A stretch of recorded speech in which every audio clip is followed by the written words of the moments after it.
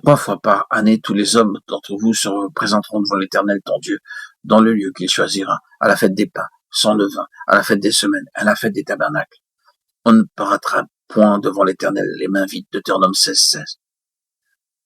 Vous seriez dans l'erreur, bien sûr, si vous lisiez ce passage dans le psaume 122 pour dire que tout Israël allait jusqu'à Jérusalem 3 fois dans l'année, ou même une fois dans l'année.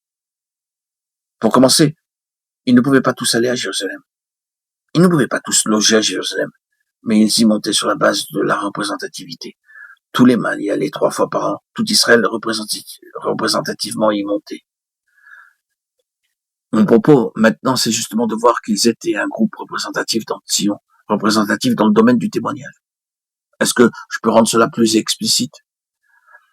Une petite compagnie au sein du peuple parvenait à saisir ce que Sion représentait. Et cette compagnie avait un témoignage pour tout le reste du peuple du Seigneur. Quand vous saisissez cela, vous pouvez voir une des manières souveraines de Dieu d'agir.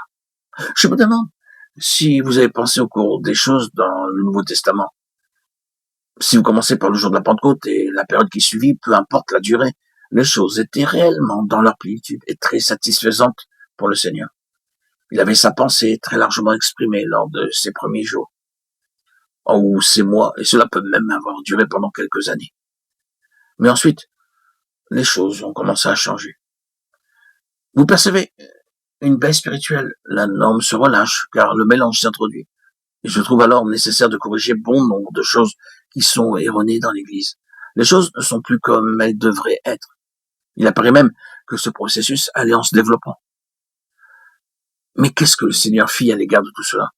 Est-ce qu'il a dit « Oh, c'était grandiose, mais cela n'a pas duré ». Ils ne peuvent pas atteindre ce standard. Il est évident qu'ils ne seront pas capables de maintenir le niveau spirituel originel. C'est pourquoi je dois m'accommoder moi-même de cette situation et accepter un niveau plus bas en essayant, bon gré mal gré, d'être satisfait de tout cela. Est-ce que le Seigneur a fait cela? Il ne l'a pas fait. Ce qui est impressionnant et remarquable, c'est que le Seigneur commence à donner davantage de révélations avec plus de plénitude, et cela alors même que l'Église n'était plus ce qu'elle avait été auparavant. Nous avons cela dans les dernières lettres de la vie de l'apôtre Paul. Qui peut demeurer debout devant ce qu'elles contiennent? Regardons la condition, les faiblesses, les défauts, les limitations du peuple du Seigneur, et cependant, malgré l'accumulation de problèmes, il ne s'accommode pas de cette situation étriquée. Il ne l'accepte pas, et il répond par plus de révélations. À quel stade sommes-nous parvenus aujourd'hui? Beaucoup ne veulent pas aller plus loin, mais certains ont ce désir, et par ce noyau, cette petite troupe représentative, ils gardent la lampe du plein témoignage allumée.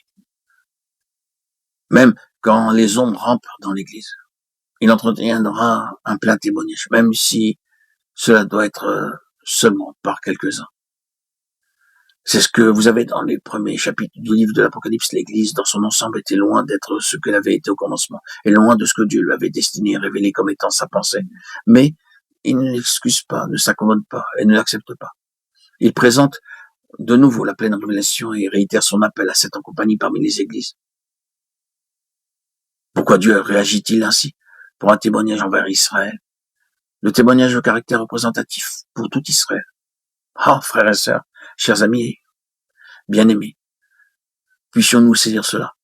Même si vous ne comprenez pas pleinement ce que le Seigneur désire, vous devez vous décider, soit aller avec le mouvement général, le nominal, l'ordinaire, ou être avec Sion.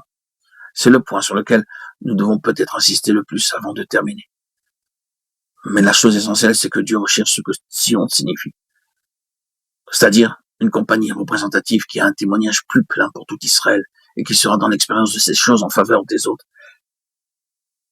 C'est ainsi que le Seigneur veut satisfaire ce grand besoin, en ayant parmi son peuple quelques-uns qui seront une satisfaction pour lui et qui le connaissent de cette manière plus pleine.